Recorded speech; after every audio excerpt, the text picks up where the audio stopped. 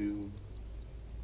Hey everybody, Rob Booker here. Welcome to our lessons on FX Trading 101, sponsored by Forest Park FX. I'll have a word about them later on in the lesson. I'm glad to have you here. I've been a trader for 18 years, and I'm the best-selling author of Adventures of a Currency Trader. It's nice to see you, and it's nice to be with you. Remember, trading involves a substantial risk of loss and is not suitable for all investors. If you're interested in trading currency, or FX, or Forex, or foreign exchange, I want to, in these lessons, help you learn what the basics of trading FX are, how the market came to be, what the basic software that we use is, and maybe get you started on your first very simple trading system. All right, for years and years and years, all currency trading was done directly in between banks, and a lot of it was done in the 80s and the 90s between banks, bank number one and bank number two. Citibank to Lehman Brothers, Deutsche Bank to Citibank, or whatever. And these banks would trade currency with each other, not even necessarily using computers, but they would trade using even the telephone. And they would trade on phone calls in between each other, and then on computer systems to each other, and that was called the interbank market. Banks traded in between themselves and would settle up their transactions at the end of the day. And an ordinary investor like you and I, we had no access to this whatsoever. It wasn't available to us, and only super high net worth individuals would ever trade inside of this system, or companies would trade inside of this system.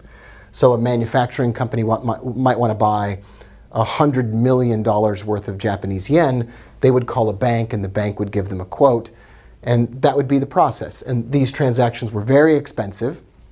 There were really wide spreads and transaction costs, and it was terribly inefficient, even after the computer systems came online and they were trading via computer.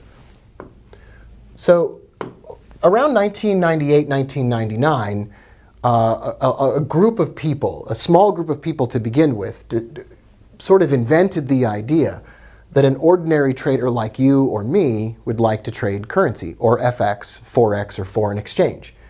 And so these individuals would set up what is called a Forex dealer, or an FX dealer, an off-exchange FX dealer. And by off-exchange, I mean there's no central stock exchange for currency trading. It's all done between banks. There was no central authority, no central clearinghouse, and quotes would be different between banks and whatever else. And these beginning first FX dealers wanted to offer a product which allowed ordinary investors to trade currency. And so what they did was they put themselves in the middle between the banks that would trade currency and you and I. So what happened was, I'll step off to the side here. So what happened is you would make a trade to an FX dealer through a computer, and then the FX dealer would make a trade with the bank to clear those trades. And so in 1999, 1998, the year 2000, the retail Forex market was born. And now, this is a giant market. Billions and billions of dollars in transactions are done every day. So now, across the world, there is a three-layered system. And this three-layered system looks like this. FX dealers in the middle,